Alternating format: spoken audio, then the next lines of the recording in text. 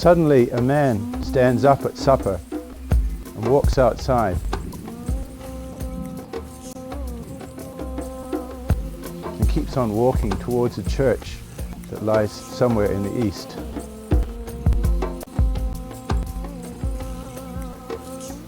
And his children say prayers on him as if he were dead.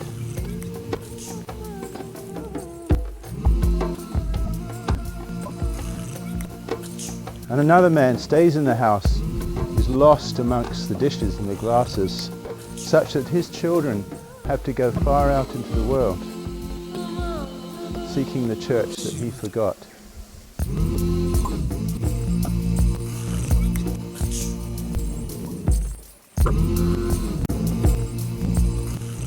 I think where I'd go is that pan-culturally people who live close to the land recognized everywhere the natural cycles of dying and rebirth that were happening around us all the time.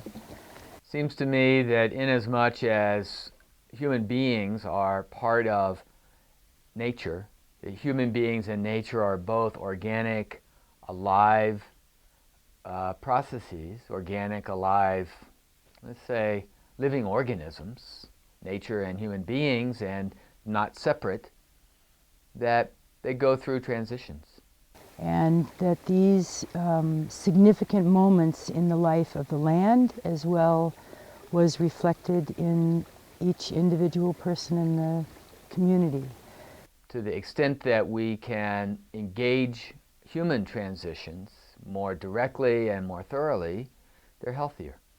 In the old days, you know, we all come from, all of our ancestors, we all went through this, especially from adolescence to adulthood, but through our whole lives we were in some kind of ritual process, you know.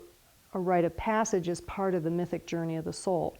So we have our story, and you know, everybody's got one, and every part, every main impact in that human story, you could find a mythic counterpoint.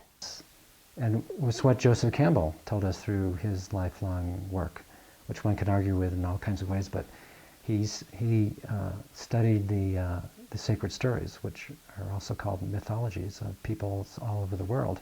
And he says there is this enormously difficult and joyous journey that we all are meant to go through.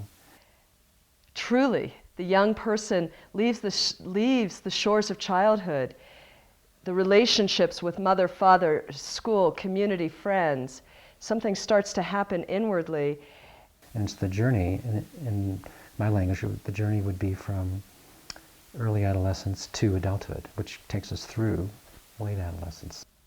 And the individual doesn't necessarily know where they stand, what is solid ground within or without, and if they will ever be familiar to themselves again.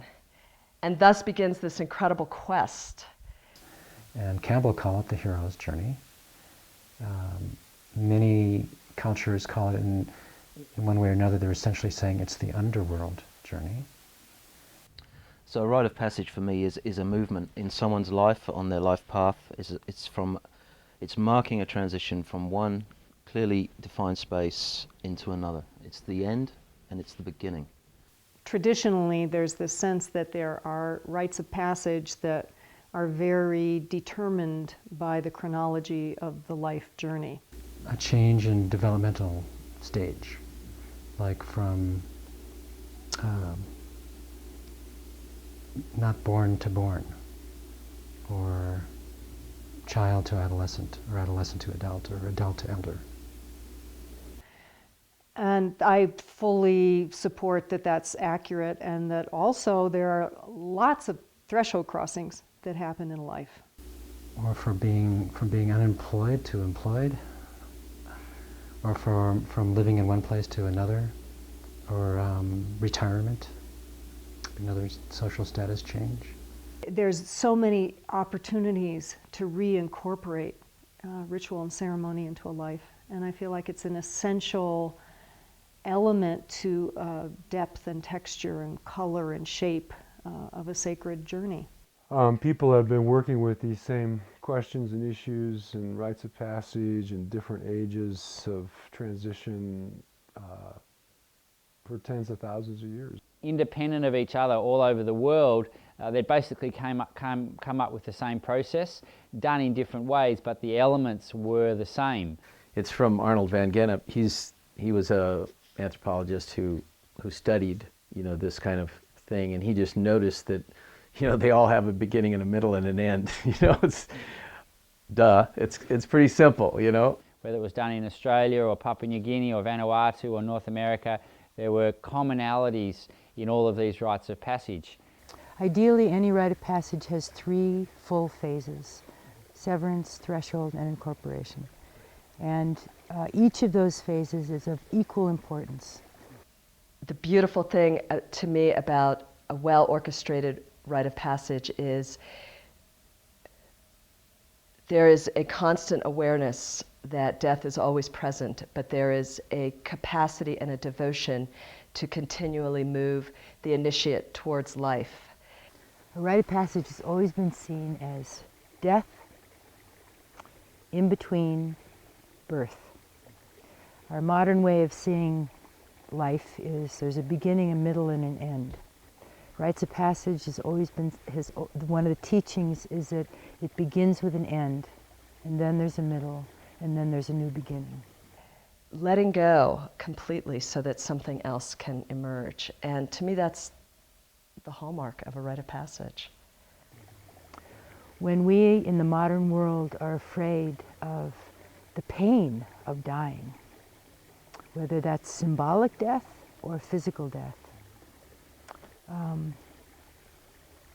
it holds us back from taking the risk and having the courage to step into the unknown of a rite of passage. That when you're being pulled into an underworld experience, just go. Know that you chose it on some level and just go with it, because to fight and resist it is actually not going to help. So whether it's a woman going on that journey or anybody going on that journey, to know that there's a mythic story where it's laid out and you can read it and feel it and take it in psychologically and mythically and archetypally, you kind of can call in those resources of your own self to say, all right, this is just part of the big cycle, and I will re-emerge a bigger person.